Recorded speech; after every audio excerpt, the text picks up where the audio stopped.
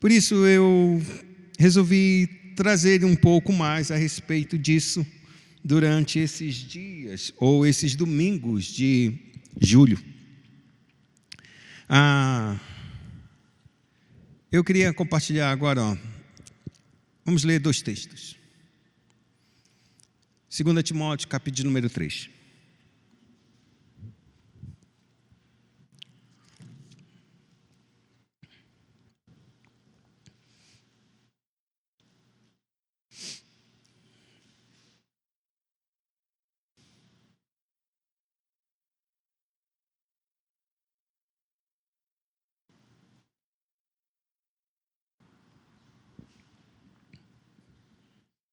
Segunda Timóteo, capítulo número 3. A partir do verso 1 diz assim: Sabe, porém, isto, nos últimos dias sobrevirão tempos difíceis. O que é que vai sobrevir nos últimos dias? Tempos difíceis. E a gente vai se perguntar, quando o apóstolo Paulo escreveu isso?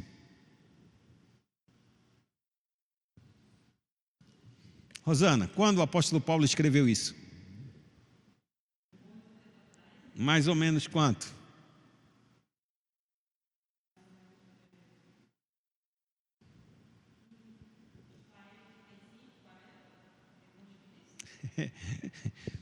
Não, um pouquinho mais, mas é quase isso. A gente está falando de praticamente 2000 anos atrás, quando fechou o cano. Então, se a gente arredondar, deixa 2000 por aí. 2000 anos atrás, o apóstolo Paulo, ele é um dos profetas do Novo Testamento. E ele disse que nos últimos dias, sobre nós, sobre nossas gerações, viriam tempos difíceis. Mas se a gente ficar só nessa palavra difíceis, a gente não consegue entender quão difícil será. Que tipo de dificuldade vai vir sobre este mundo? E aí então ele começa a relatar e caracterizar a dificuldade deste mundo. Por que esse mundo será tão difícil nos últimos dias? Antes da gente passar para essas qualificações desses dias difíceis, tem uma pergunta. Quando começou os últimos dias? Essa é uma pergunta importante, porque ele disse, nos últimos dias sobrevirão sobre esta terra tempos difíceis. Eu vou perguntar para a Angelina, a mais jovem, eu acho que daqui, ou a mais velha. Angelina, quando seria que começar os últimos dias?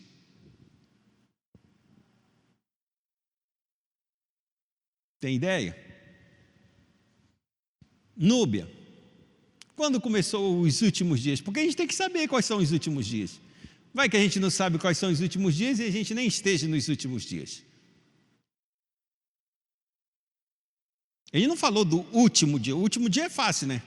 Se algum de nós chegarmos lá no último dia, a gente vai saber. Cristo voltou, é o último dia. Mas enquanto Cristo não volta, não é o último dia. E quando começou os últimos dias? Hein? Todo dia desde quando? Porque tu tem que começar. Tem o primeiro dia dos últimos dias e vai ter o último dia do último dia.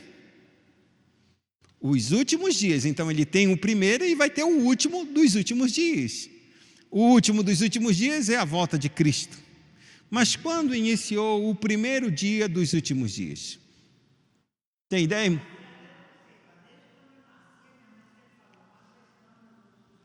Tá, desde quando a senhora nasceu. Então, quando a senhora nasceu, foi o primeiro dia dos últimos dias? Então, quando começou esses últimos dias? A gente tem que saber.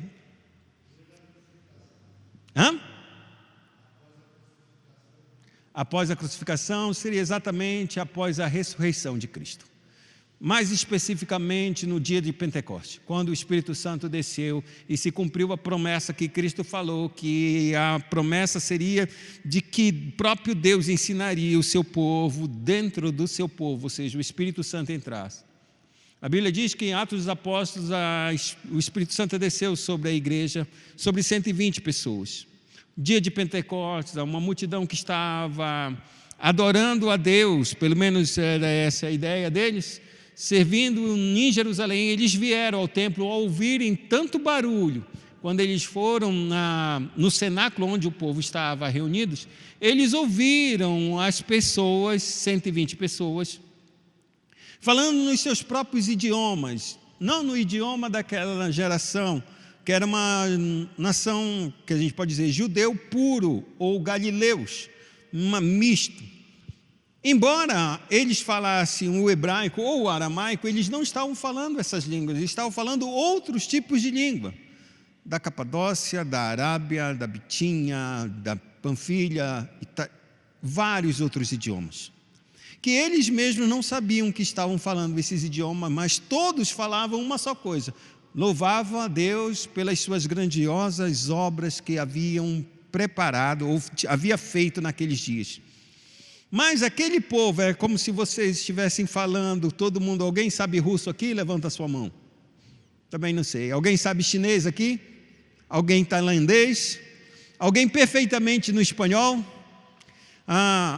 É como se, gente, um espanhol, um russo, um americano, um tailandês, um chinês entrasse aqui e vocês começassem a falar as línguas desse povo, sem saber que estavam falando e nem entendendo o que estavam falando. Mas o povo que está vindo e está ouvindo vocês diz: que isso, que loucura é essa? Eles são todos daqui de Alto Paraíso, como é que eles estão falando nas nossas línguas maternas? E a Bíblia declara que aquele povo que ouviu isso declarou que aquilo que eles estavam vendo era como se eles estivessem embriagados. E aí o apóstolo Paulo, ele se levanta e diz: não, nós não estamos embriagados porque são 9 horas da manhã. Pedro, verdade, desculpa. O que eu falei? Paulo foi? Pedro. Paulo ainda nem existia nessa história ainda. Existia, mas não era cristão. E Pedro falou exatamente isso: não, são 9 horas da manhã, não tem como a gente ficar porre nessa hora. O que está acontecendo é o que o profeta falou, que nos últimos dias derramarei o meu espírito sobre toda a carne. O espírito é derramado, então começa o primeiro dia dos últimos dias, a partir de Pentecostes. Como o apóstolo falou, nos últimos dias derramaria o meu espírito sobre toda a carne. Essa é a primeira vez que o espírito é derramado sobre toda a carne. E quando é derramado sobre toda a carne, inaugura-se o primeiro dia dos últimos dias. Então agora, se nós temos no dia de Pentecostes o primeiro dia dos últimos dias, entramos nos últimos dias.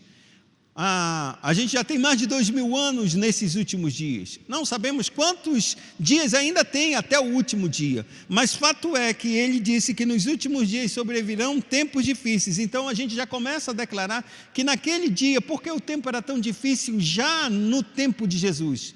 Porque no tempo de Jesus, mesmo com o derramamento do Espírito Santo, as pessoas não acreditaram em Jesus, crucificaram, mataram, sepultaram, e depois que Jesus ressuscitou, o que aconteceu? Mesmo aqueles homens não deram o braço a torcer e continuaram dizendo que Jesus não era o Messias. Antes, inventaram uma mentira dizendo que o quê? Que o corpo de Jesus havia sido roubado pelos seus discípulos, sabendo eles claramente que foram os soldados. Rapaz, aconteceu um terremoto, o sepulcro abriu e o corpo não estava mais lá. Eles ouviram isso dos próprios soldados. E o que é que eles acreditaram? Não tem nada a ver isso, a gente não vai dizer que foi isso, a gente vai dizer que os discípulos roubaram e espalharam dizendo que Jesus havia ressuscitado. Últimos dias é um tempo de extrema incredulidade. No maior nível, aí a gente começa a entender. Porque o nível de incredulidade, ou seja, o nível de não acreditar em Deus, o que compromete para os nossos dias de hoje. A forma como a gente acredita em Deus, seja ela pequena, grande ou sem crença nenhuma em Deus, repercute na nossa vida a respeito dos valores que nós estamos em nosso coração. E esses valores determinam que tipo de ação e conduta nós vamos a lidar pelo resto da nossa vida nesta terra. Ou seja, a forma como eu acredito e penso a respeito de Deus, e essa crença que temos em Deus, manifesta valores muito poderosos dentro de nós, ou sem nenhum tipo de valor dentro de nós, leva-nos a tomar decisões e comportamentos nessa terra, aqui e agora, que podem ser extremamente destrutivos. Por isso o apóstolo Paulo disse que nos últimos dias serão tempos difíceis. Então a gente volta para o texto agora, no verso de número 2, e vamos descobrir que tipos difíceis, porque é tão difícil o tempo de hoje. E então ele diz no verso de número 2: pois os homens serão, leiam aí, egoístas. Os homens serão egoístas. Existe algum dia em que o homem não foi egoísta? Diga aí, irmão Derrance. Só teve um dia que o homem não foi egoísta, ou melhor dizendo, um tempo em que o homem não foi egoísta. E que tempo foi esse? Foi quando o quê? Quando não tinha pecado. Naquele tempo o homem não era egoísta, era tudo de boa, era tudo gentil, mas desde que o homem entrou e pecou, ele tomou uma decisão de não acreditar em Deus. Perceba que o fato dele não ter acreditado em Deus e não acreditar em Deus não é a questão de ele existir ou não, é de que sua palavra é verdadeira ou não é. Ele não acreditou na palavra de Deus, e quando ele não acreditou na palavra de Deus, ele tomou outro tipo de comportamento. E qual foi o comportamento dele? Se antes ele era altruísta, ele mudou o seu comportamento para ser egoísta. Ele pensou só em si próprio, e ao pensar em si próprio, tomou decisões cada vez piores. Quando ele pensou em si próprio, a primeira coisa que ele fez, rejeitou a Deus e rejeitou a sua própria companheira essa que era idônea.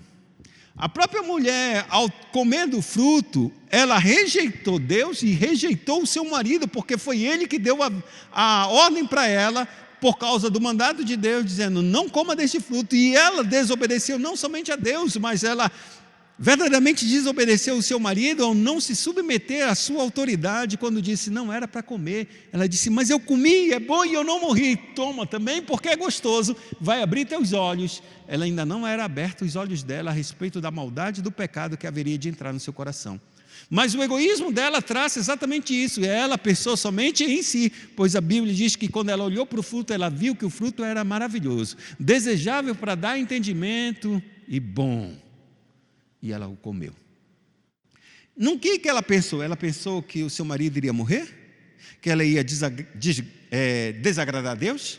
Ela teve algum tipo de consideração nesse sentido? Não. Ela foi simplesmente egoísta. E o que é um egoísmo?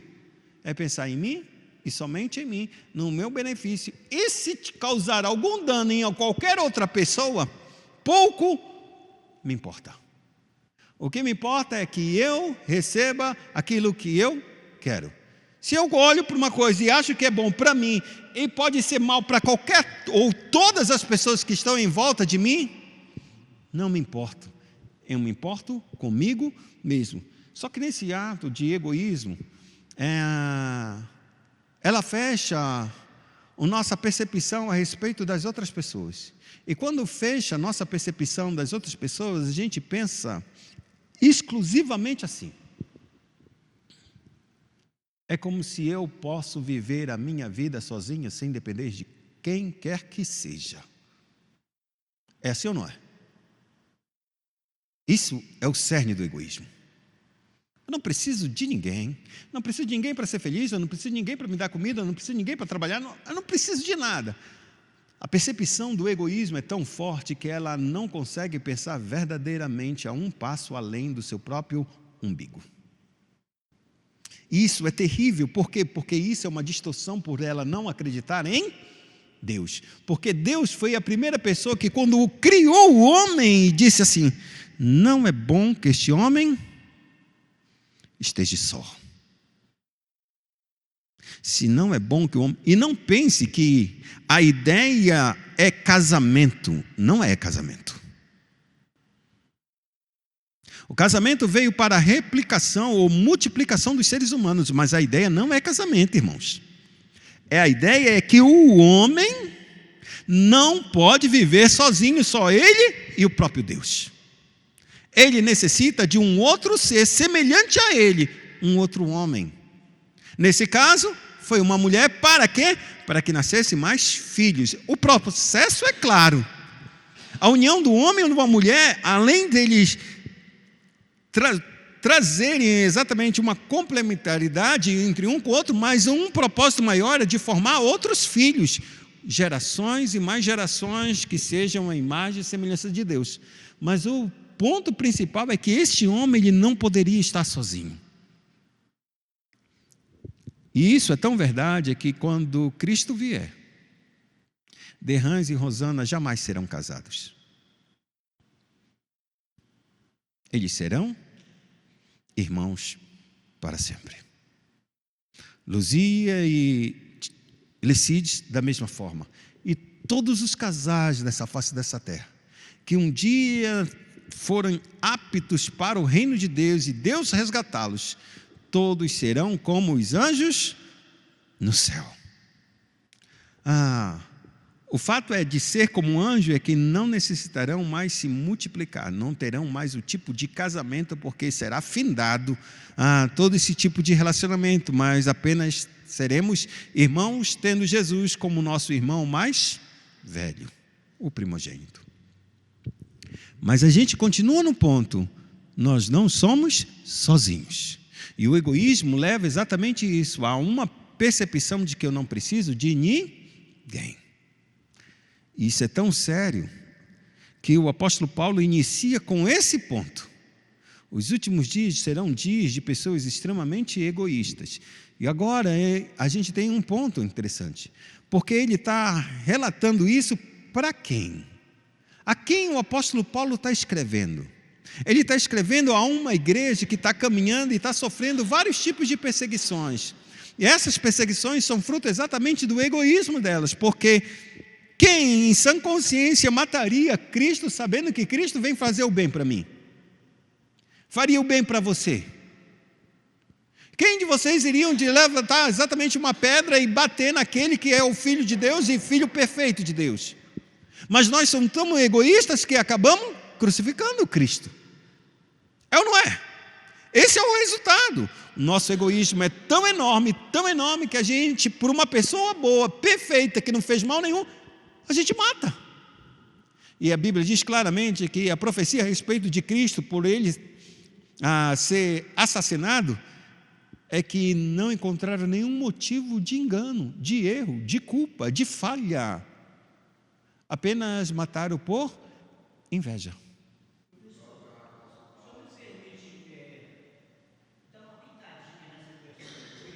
Fale aí, irmão.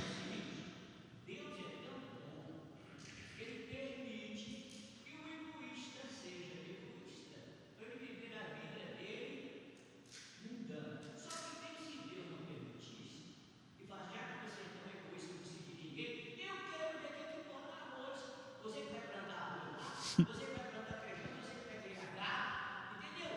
Deixa esse egoísmo, fica uns tempinhos sem o companheirismo vier na cabeça, ele para com esse egoísmo, não, mas Deus é maravilhoso, e nós que temos uma pitadinha de egoísmo, continua com a nossa pitadinha, mas entendemos que o Senhor é o provedor de todas as coisas. É como eu falei, assim.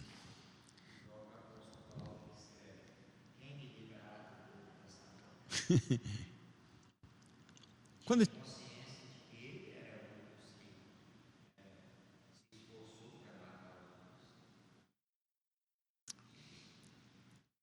Como eu falei, quando a gente se separa da crença de Deus, a força do nosso egoísmo vai se tornando cada vez maior. Quanto menos a gente acredita em Deus ou acredita em um Deus de maneira diferente ou distorcida da realidade, nosso egoísmo vai se tornar cada vez pior. E então ele inicia o texto dizendo exatamente isso.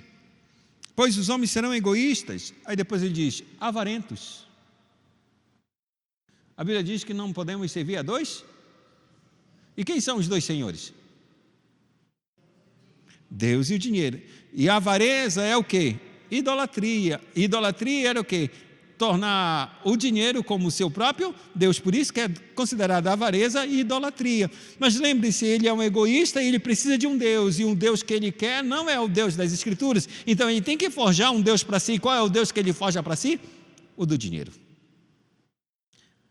Avarentos. Jactanciosos. Jactanciosos nada mais é do que possuir uma vanglória, ou seja, se orgulhar de alguma coisa que Deus verdadeiramente olha para isso, isso é desprezível. Mas aos olhos dos homens isso é extremamente glamuroso. O que é jactancioso? Conheci um rapaz, ele já havia passado alguns tempos na prisão, mas ele, como era adolescente, ele não ficava muito tempo, então logo ele saía. Ele é traficante, a gente pode dizer, não é dos maiores, mas é daqueles que vende nas escolas. Menino novo, bonito. E é tão interessante que ele andava na escola com um maço de dinheiro, assim mesmo. Não é brinquedo não, irmão. Rapaz, isso aqui é meu dinheiro. O menino ruim, sabe? Menino... Mas ele se vangloriava por ter aquele maço de dinheiro, e era toda manhã era tudo aquele dinheiro. Sabendo nós que não era todo o dinheiro, não era dele, era da venda da droga, e ele dava para o traficante maior e ele ficava com uma parte. Mas ele se vangloriava com isso. Só que é interessante, ele morava num bairro de periferia, onde estava essa escola e onde eu trabalhava. E nesse bairro de periferia tinha um ônibus circular. Para quem andou em Belo Horizonte sabe que existe ônibus normais de linha e ônibus que só circulam nos bairros. Esses ônibus que circulam nos bairros são bem baratinhos, dá R$ 1,80. No tempo que eu estava trabalhando lá, dá mais ou menos R$ 1,80.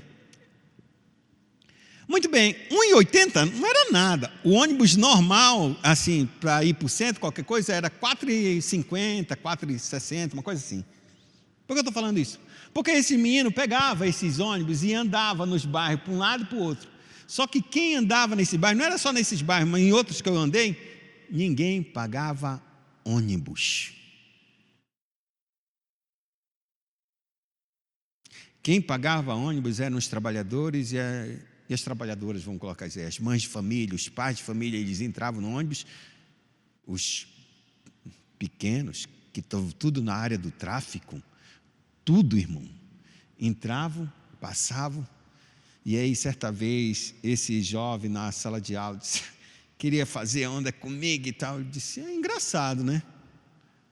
Tu coloca um mando de maço de dinheiro na tua frente, tu não consegue pagar R$ 1,20, R$ 1,80 no ônibus, e tu te arroga dizendo que tu é o bombonzão? Que bombonzão é esse?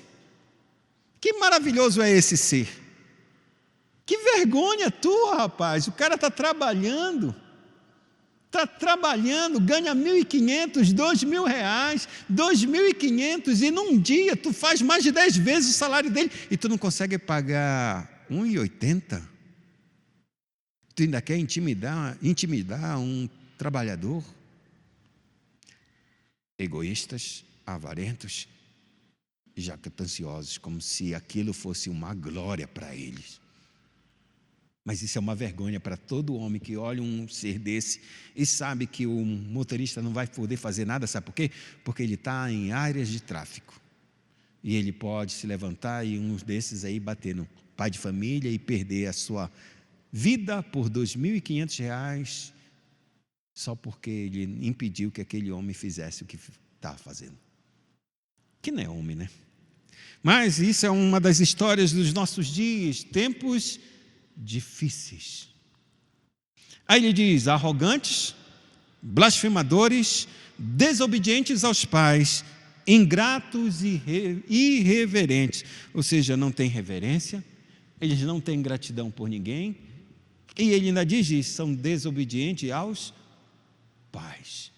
Não são poucos os pais que chegam nas escolas dizendo assim mesmo, se você pode fazer alguma coisa, faz, porque eu não sei mais o que fazer. Faz alguma coisa aí, professor. Eu vou fazer o quê? Se tu é teu filho e tu não consegue lidar, como eu, um professor, vou lidar com esse menino? Vou lidar com essa menina. A Luzia também está aí de escola e sabe muito bem o que acontece nessas situações.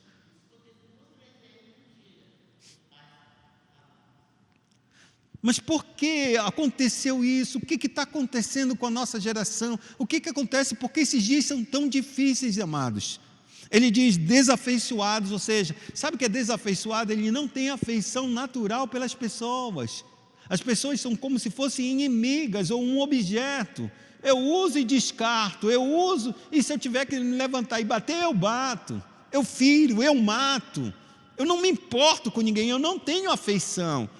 E aí ele continua dizendo, implacáveis, ou seja, sem misericórdia, caluniadores, ou seja, mentirosos, procuram fazer exatamente, denegrir a imagem de uma outra pessoa só para o seu próprio proveito, sem domínio de si. Ele acha que tem domínio de si por fazer essas coisas, o contrário é o que é a verdade. Não tem controle, não é capaz de refrear a sua natureza, não é capaz de ser bondoso, não é capaz de ser misericordioso, não é capaz de ser humilde, não é capaz de obedecer aos pais. Ele não tem domínio de si. São cruéis, inimigos do bem, traidores, atrevidos, enfatuados, mais amigos dos prazeres que amigos de Deus. Aqui é interessante, porque ele diz, mais amigos dos prazeres do que amigos de Deus. Como um grupo de pessoas dessa pode ainda ser amigo de Deus? Me explica isso aí, Luzia. Ser mais amigo dos prazeres do que amigo de Deus. Na cabeça de uma pessoa dessa, ela pode vir à igreja, ouvir, sair e se banquetear, se deleitar nos prazeres desse mundo, e voltar para a igreja e se alegrar com o culto, com o hino, com a pregação, e vou embora, e volto de novo nos meus prazeres deste mundo, e vou cantando, vou louvando, vou dançando no mundo, e volto para a igreja e também canto, louvo, adoro, e volto para casa, dou uma lidinha na Bíblia, é muito legal, então volto de novo para o mundo, fico cantando, fico fazendo o que eu quiser. Mas ele diz, são mais amigos dos prazeres do que amigos de Deus. A pergunta é, ela é amiga de Deus? Ela pode se considerar amiga de Deus. Mas o próprio Deus diz, aquele que quiser ser amigo deste mundo, torna-se inimigo de Deus. Eu, na minha ignorância, no meu egoísmo extremo, eu acredito que eu andando perversamente, quando eu falo perversamente, eu falo uma ideia de que Deus não interfere na minha vida, então eu sou perverso. Por que eu sou perverso? Porque eu deveria ser grato, porque até a respiração, a saúde que eu tenho procede de Deus, não veio de ninguém. Então nem isso, eu sou grato, então eu sou perverso porque eu aparto aquele que me deu todas as coisas, dons, talentos, porque eu podia ser um retardado. Poderia ter sofrido um acidente, cair, como muitas vezes a gente já caiu, e bateu a cabeça, e de uma vez, só um baque, ter tido um AVC. E nesse AVC, ter perdido toda a minha capacidade de compreensão deste mundo, ser completamente um retardado. Não consegui entender, não consegui compreender, não consegui nem falar. Mas eu sou perverso porque eu não considero Deus na minha vida e tomo minhas decisões à parte dele. E nesse meu egoísmo, eu sou amigo dos prazeres, muito mais são os meus amigos esses prazeres do que amigo de Deus. Só que o fato é que nessa jornada de egoísmo, o meu egoísmo é tão grande que ainda assim acredito que eu sou amigo de Deus. Esses não faz parte daquele grupo que o salmista diz, ou privilégio. Não é. Não faz. Mas o ponto é que, preste atenção, o apóstolo Paulo está escrevendo para uma igreja em que existe isso dentro da igreja. Esse é um retrato deste mundo, mas é um retrato deste mundo que esse aí que se torna os dias difíceis, não é que a gente vai lidar com este mundo como ele é. a gente pode estar lidando com este mundo dentro da igreja. E não são vestes, não são batons, não são brincos. É um comportamento que se acha que ama os prazeres deste mundo e acha que ainda assim é amigo de Deus. Uma total falta de compreensão de quem Deus é e a sua natureza e o seu caráter e aquilo que Cristo veio fazer, morrer pelos nossos pecados. Para isto se manifestou o Filho de Deus, para tirar os pecados dos homens. Não foi para colocar, não foi para chancelar dizendo assim: você tem um passe livre para sair e pecar, porque agora ninguém vai mais te pegar. Você tem um salvo-conduto agora, pode pecar, porque qualquer um que tentar te prender, só mostra para ele: o sangue de Jesus tem poder. Não é assim esses jargões que a gente tem ouvido no mundo afora? Até em novela eu já ouvi isso. O sangue de Jesus tem poder. Como se isso fosse uma palavra mágica que resolveria todos os nossos problemas. Cruéis, ingratos, desafeiçoados. E o texto ele diz: tendo forma de piedade,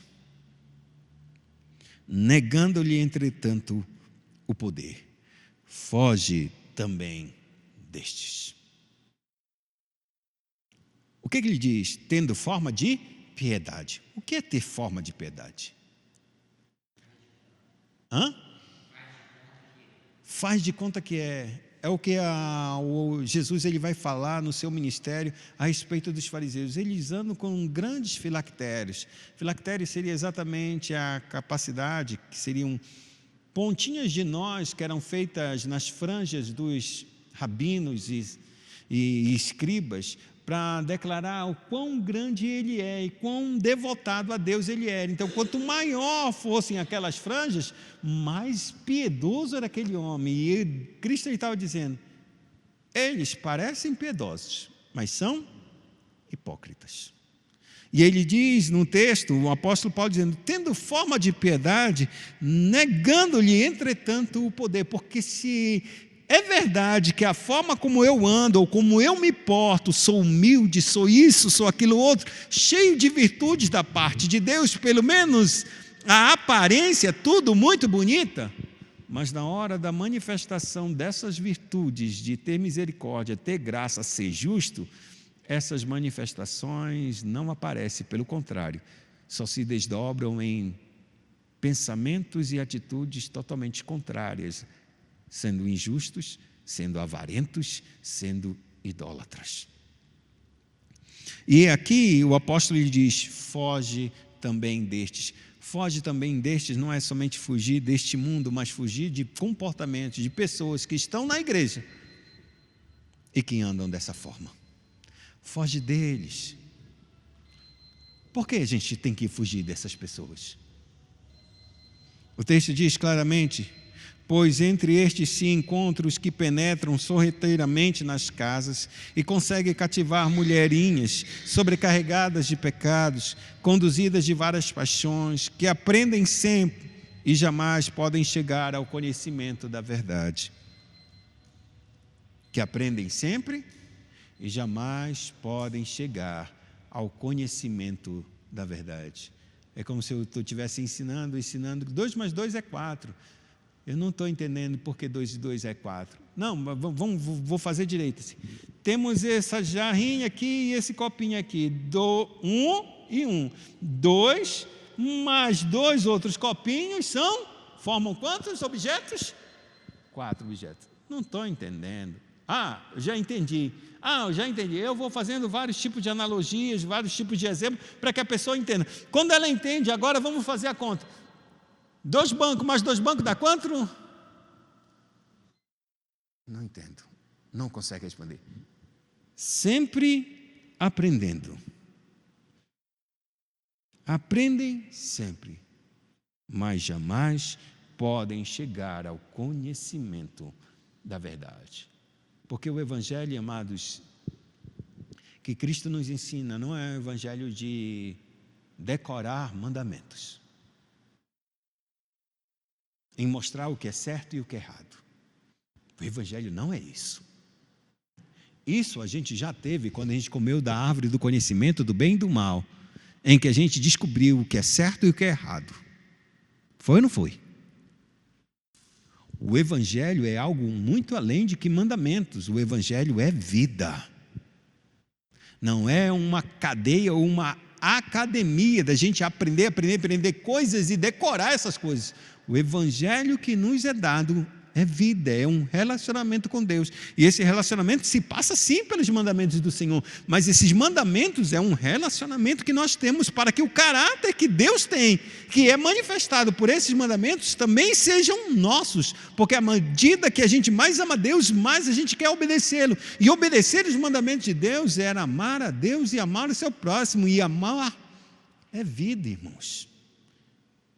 Eu sou o caminho, a verdade e a vida.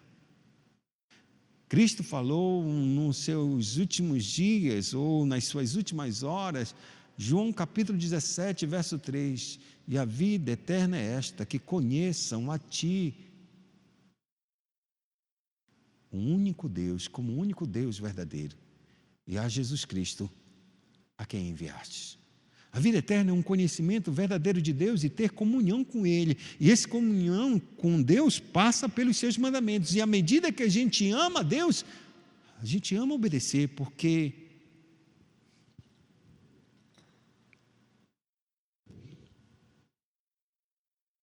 quantos de nós já fizemos uma atitude errada, claramente declarada que é errada, na nossa cabeça, na nossa consciência e diante de todas as pessoas, mas a gente fez aquilo. E aquilo causou um dano, não para nós em si, especificamente, a gente conseguiu aquilo, ficou bom para nós, mas aquilo tornou uma perda, um dano sobre outras pessoas. Quando se descobriu aquelas coisas, a gente sentiu vergonha de ter feito isso e ter pensado somente em nós.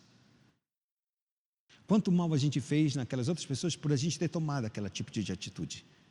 Porque naquela hora, naquele exato momento, a gente tomou aquela atitude e se alegrou demais com aquela atitude, com aquilo que a gente teve como resultado. Especificamente para nós. Mas os desdobramentos daquilo levou a ter vários danos, e esses danos que causou em outras pessoas, nos terceiros, eles olharam para nós quando descobriu e olhou para a gente como dizendo assim mesmo: por que tu fizestes isso? Por que tu agistes assim? E a gente viu no olhar das pessoas que nos amavam ou que nos amam, um olhar de decepção e de frustração, dizendo: como ela foi capaz de fazer isso? Então, nesta manhã, a gente tem que começar a olhar verdadeiramente que tipo de postura nós estamos tendo diante de Deus. E o texto ele diz, e ele termina dizendo: e do modo porque Janes e Jambres resistiram a Moisés, também estes resistem à verdade. São homens de todo corrompidos na mente, réprobos, reprovados quanto à fé. Eles, todavia, não irão avante, porque a sua insensatez será a todos evidente, como também aconteceu com a daqueles. Tu, Timóteo, porém, tens seguido de perto o meu ensino, procedimento, propósito, fé, longanimidade, amor, perseverança. As minhas perseguições e os meus sofrimentos, quais me aconteceram em Antioquia, Icônio e Listra, que variadas perseguições tenho suportado, de todas, entretanto, me livrou o Senhor. Ora, todos quantos querem viver piedosamente com Cristo Jesus serão perseguidos. Mas os homens perversos e impostores irão de mal a pior, enganando e sendo enganados. Eles vão de mal a pior. E por que eles vão de mal a pior? Porque eles são egoístas.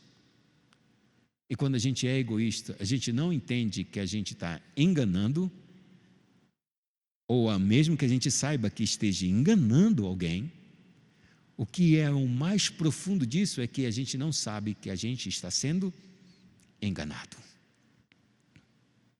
A gente acha que vai ganhar, mas vai perder. Todo aquele que quer ganhar a sua vida, perderá. Mas todo aquele que perder a sua vida por amor de mim, do Evangelho, terá de volta. O que adianta um homem ganhar o mundo inteiro e perder a sua alma? Talvez o mundo meu, talvez o seu mundo seja comprar o último carro ou o primeiro celular, ter o meu esposo, ou ter a minha esposa, ou ter um filho, ou talvez ter uma grande profissão e ser muito bem reconhecida. Talvez esse seja o meu mundo, talvez seja o seu mundo. O mundo de cada um é diferente, irmãos. Alguns querem ser um grande sucesso, quero ser um artista. Outros querem ser um comediante. Outros querem ser um profissional exemplar e o melhor e o mais top e ser reconhecido com isso. Talvez alguém queira ser um político, um prefeito, um governador, um presidente. Talvez alguém queira ser um empresário. Talvez eu quero só ter a minha lojinha, a minha casinha. Talvez eu queira cuidar só de animais e pets, essa é a minha. Eu quero ter só apenas um orfanato. O mundo de cada um de nós pode ser diferente, mas e o dia que você conquistar o seu mundo, talvez você tenha perdido a sua alma. O que adianta ganhar o mundo todo e perder a sua alma? Eu não sei. Talvez muitos de nós nunca sonhou em ser rico. Talvez alguns de nós nem quer saber disso. Mas existe uma riqueza dentro de nós que buscamos, que é o nosso mundo. E aí tem a pergunta: se tu ganhares o teu mundo, perderás também a tua alma? O que adianta o homem ganhar o mundo inteiro e perder a sua alma? No verso 14 ele termina dizendo: tu, Timóteo, porém, permanece naquilo que aprendestes e de que fostes inteirado, sabendo de quem o aprendeste, e que desde a infância sabe as sagradas letras, que podem tornar-te sábio para a salvação pela fé em Cristo Jesus. Toda a Escritura é inspirada por Deus. É útil para o ensino, para a repreensão, para a correção, para a educação na justiça, a fim de que o homem de Deus seja perfeito e perfeitamente habilitado para toda boa obra. Nesta manhã, amados, Deus tem falado aos nossos corações que os dias são difíceis, não porque este mundo é como ele é, mas porque muitos que entraram nessa igreja e que vivem aqui, todos nós saímos de lá e viemos com uma mente de lá e chegamos aqui para ter uma renovação de mente proveniente de uma nova fonte, de um coração novo. E esse coração novo leva-nos a ter uma mentalidade de buscar a Deus para que aquilo que está na minha mente, que é lá do mundo, Deus restaure, Deus renove, para que a gente não seja e não entre na forma deste século, na forma, melhor dizendo, deste século. Ou seja, existe uma forma de pensamento deste mundo que leva, que a gente entrou aqui e a gente ainda está pensando assim. Mas Deus, Ele tem que não nos conformar neste século. E quando Ele fizer isso, é porque nós temos um coração diferente para buscar o Senhor, não ser mais egoísta, não buscar mais os nossos próprios interesses, mas o interesse daquele que nos amou primeiro. Quando assim faz, nossa mente começa a entrar em parafuso, porque a gente vai ter um choque de realidade entre dois tipos de pensamentos, lutando na nossa mente, lutando no nosso coração, para fazer a vontade de Deus ou não. Se a vontade de Deus, será que não é muito perversa para mim, que eu estou com uma natureza inclinada para fazer aquilo que é mal, e eu tenho que rejeitar aquilo que é mal, e que aos olhos do mundo não tem nada de mal? É por isso que o Espírito é dado a nós, irmãos, porque nós não temos força para resistir a este mal, para renunciar à nossa própria vida. Não é bom que o homem esteja só.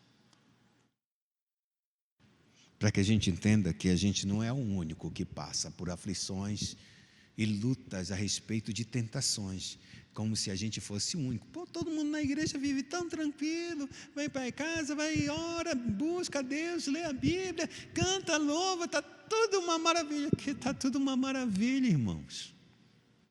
Todos nós temos lutas poderosíssimas no interior do nosso coração. Tudo para rejeitar a minha vontade, a sua vontade, mas o nosso egoísmo olha para nós dizendo: só eu sou assim, só eu tenho essa luta, só eu tenho essa fraqueza, ninguém tem. Não existe isso. Você acha que a força que uma pessoa tem para lutar contra um cigarro, ou contra o álcool, ou contra o sexo, são forças diferentes? Aquele que luta contra o álcool, meu pai era muito ruim nesse sentido, ele era viciado em álcool, detestava cigarro. Minha mãe amava o cigarro, não dizia que detestava, mas ela não era chegada. A luta dos dois para parar com isso é mais forte de quem? E de quem é promíscuo? Para quem vive em algum outro tipo de vício, as lutas são idênticas, irmãos, só muda o pecado. Então não diga que o seu pecado ninguém tem. Pode não ser como o seu, mas tem outro pecado que é tão terrível e que para você não faz o menor sentido. Não gosto de álcool, não gosto de cigarro. Mas existe alguma coisa que tem lutado no teu coração e que você vai ter que lutar o resto da sua vida. E pouco importa se é isso ou se é aquilo outro. O importante é que Deus já falou no teu coração: ou você luta, ou você luta. Mas o mundo está dizendo que está tudo certo. Vocês não são deste mundo. Estão nele, mas não são dele. Porque se fossem dele, o mundo amaria vocês. Mas porque não são, o mundo vos odeia, porque ele odiou primeiro a mim. Então, amados, as Escrituras nos servem de consolo, de auxílio e de entendimento, para que a gente entenda que a gente deseja fazer o mal. E por a gente desejar fazer o mal, mostra a nossa força, a força do nosso egoísmo, que descarta Deus e suas ordenanças e o seu cuidado.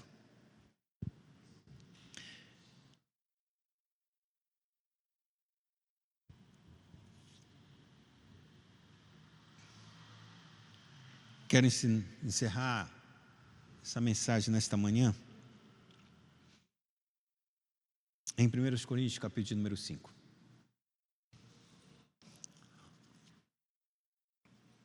1 Coríntios, capítulo número 5, verso 1 em diante, diz assim: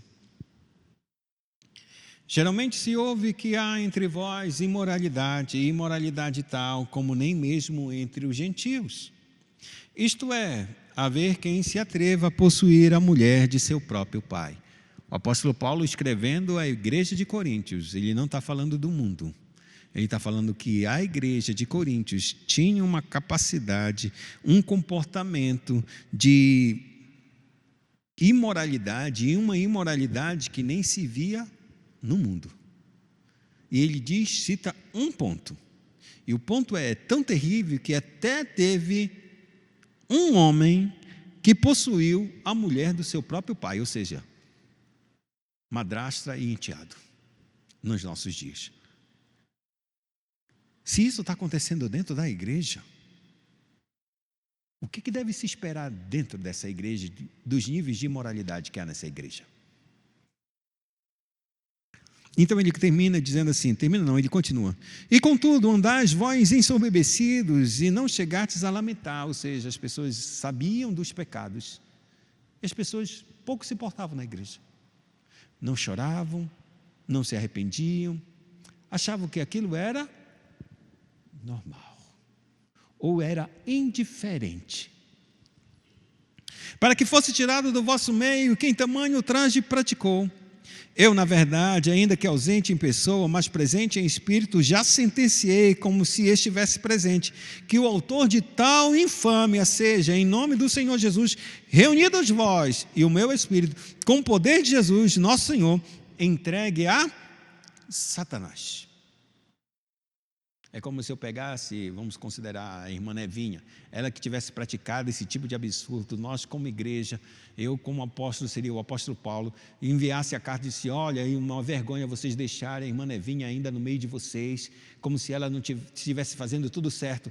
Não, vamos nos reunir com a minha carta, com a minha autoridade, no poder do Senhor, e enviar, e entregar a Nevinha na mão de Satanás. Como é que é, Abraão? O apóstolo Paulo entregou uma vida na mão de Satanás, do diabo. É isso que a Escritura está dizendo. E ele dá a razão porque vai entregar uma pessoa ao diabo. E ele diz, entrega a Satanás para a destruição da carne, para a destruição do corpo, não é a destruição da sua alma. Então ele termina dizendo assim mesmo, a fim de que o espírito seja salvo no dia do Senhor Jesus. A ideia, irmãos, não era largar aquele que praticou tamanho pecado na mão do diabo e a condenação eterna, não. Era como se fosse o resultado de entregar ele como Jó foi entregue na mão do diabo, por Deus. E levou ele a provar a fé de Jó e no final Jó ter uma vida renovada. A ideia era exatamente isso, levar essa pessoa a um arrependimento por meio da ação maligna de Satanás sobre a vida dela. Tamanhas seriam as lutas ou as dificuldades que essa pessoa passaria. E nessa situação, ela refletiria sobre a sua conduta diante de Deus, se arrependendo, e mesmo que morresse, esse arrependimento levaria à vida eterna no dia do nosso Senhor Jesus. E por isso ele termina, não é boa a vossa jactância, não sabeis que um pouco de fermento leveda toda a massa? Um pouco, não precisa de muito. Lançai fora o velho fermento, para que sejais nova massa, como sois de fato sem fermento. Pois também Cristo, nosso Cordeiro Pascal, foi imolado. Por isso celebremos a festa não com velho fermento, nem com o fermento da maldade e da malícia, e sim com os asmos da sinceridade e da verdade, sem hipocrisia ou mentira. Já em carta vos escrevi que não vos associeis com os impuros. Refiro-me com isto não propriamente aos impuros deste mundo, ou aos avarentos, ou roubadores, ou idólatras, pois, neste caso, terias de sair do mundo. Mas agora vos escrevo que não vos associeis com alguém que, dizendo-se irmão, foi impuro, ou avarento, ou idólatra, ou maldizente, ou beberrão, ou roubador. Com esse tal, nem ainda comais. Pois que direito haveria eu de julgar os de fora? Não julgais vós os de dentro? Os de fora, porém, Deus os julgará. Expulsai, pois, de entre vós o malfeitor. Os dias difíceis que o apóstolo Paulo escreveu na sua carta a Timóteo, eles já estavam acontecendo nos seus dias. Irmãos, Essa é a igreja de Coríntios. Quando o apóstolo Paulo escreveu essa carta, não havia se passado nem 40 anos da ascensão de Jesus. 40 anos é muito pouquinho, irmão. Cheio de dons. 40 anos é nada, irmãos. É nada. Está no frescor. Muitos ainda estavam vivos, que viram Jesus subir aos céus. Muitos irmãos ainda estavam vivos quando viram Jesus subir ao céu. O apóstolo Paulo vai escrever isso na segunda carta aos Coríntios, a respeito da ressurreição de Jesus. Muitos dentre os irmãos ainda estão vivos entre nós. Não se passaram nem 40 anos da ascensão de Jesus. E que estado está a igreja? Um pouquinho só de fermento levedou toda a massa. O que eu quero dizer para vocês é, aqueles eram os primeiros últimos dias. Agora a gente já foi em muitos dias, já se passaram desses últimos dias. Se em 40 anos a igreja já sofreu aqueles baques e aquelas influências deste mundo pagão, deste mundo idólatra, o que será que está acontecendo com a igreja nos dias de hoje?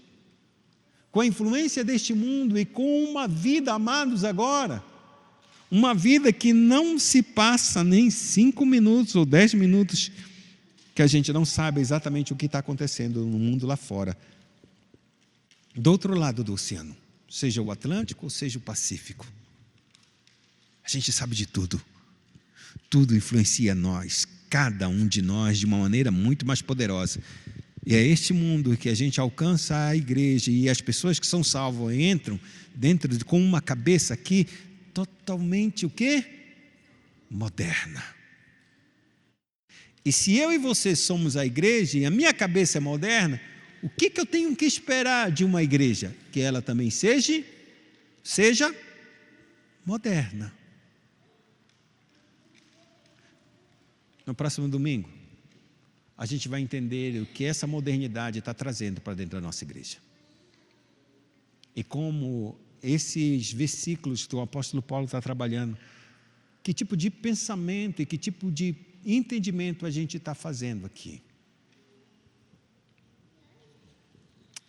Que Deus em Cristo nos abençoe.